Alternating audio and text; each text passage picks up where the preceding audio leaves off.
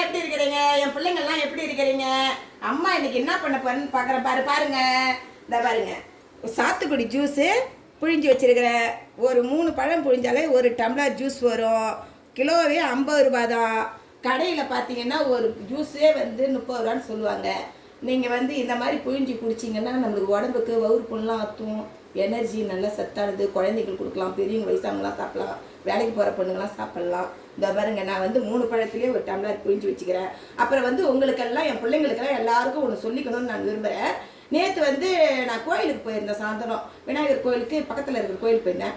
அப்போ நேற்று விநாயகர் படைச்சவங்களாம் என்ன பண்ணாங்க, எல்லாம் விநாயகர் எடுத்து வைக்கிறாங்க. இது ஏன் வைக்கிறாங்க இன்னைக்கு அப்படின்னு நினச்சேன். கடைசியில் பார்த்தா 3ஆம் நாள் வெள்ளிக்கிழமை வருது இல்லை, அது நாள் எடுத்துன்னு நேற்றே அவங்க வச்சுருப்பாங்கன்னு நினைக்கிறேன். அந்த மாதிரி நம்ம வைக்கக்கூடாது, தப்பு. அது ஏன்னு பார்த்தோன்னா, நம்ம வீட்டுக்கு விநாயகரை எடுத்து வாங்கின்னு வரோம். அவரை அவ்வளோ இதுவாக படைக்கிறோம். அவரை தங்காமையே எடுத்துகிட்டு போய் நம்ம பறக்க எடுத்துகிட்டு விட்டுட்டு வந்துடுறோம். அந்த மாதிரி செய்யாதீங்க.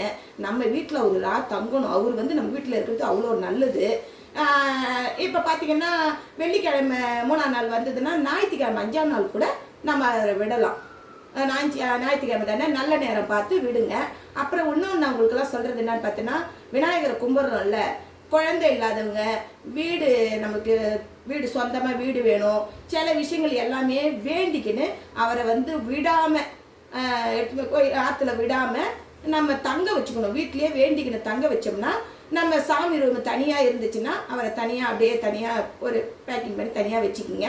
நம்ம வேண்டுதெல்லாம் நிறைவேறின உடனே அவரை எடுத்துகிட்டு போய் அந்த வருஷத்து விநாயகரும் மறுவாட்டி எப்போ வரும் பாருங்க, அந்த விநாயகரை நம்ம தங்க வச்ச விநாயகர் எல்லாத்தையும் எடுத்துகிட்டு போய் கடற்கரையிலையோ ஆத்தங்கரையிலையோ அவருக்கு வச்சு ஒரு ஏதோ அவள் பொறி கல்லை வச்சு கல்பரை ஏற்றி நெய் வைத்தியம் பண்ணி அவரை வேண்டுதலை நிறைவேற்றிட்டு என் கூடையே துணையாக இருக்கணும்னு சொல்லிட்டு அவரை ஆற்றுல விட்டுட்டு வரணும். நம்ம வேண்டுதல் கண்டிப்பாக, நம்ம வேண்டுதல் எவ்வளோ பேர் வீடு இல்லாதவங்க, குழந்தை இல்லாதவங்க, என் பிள்ளைங்கள்லாம் நல்லா இருப்பீங்க. அதை நான் இதை சொல்லிக்கிறேன்னு வைங்க.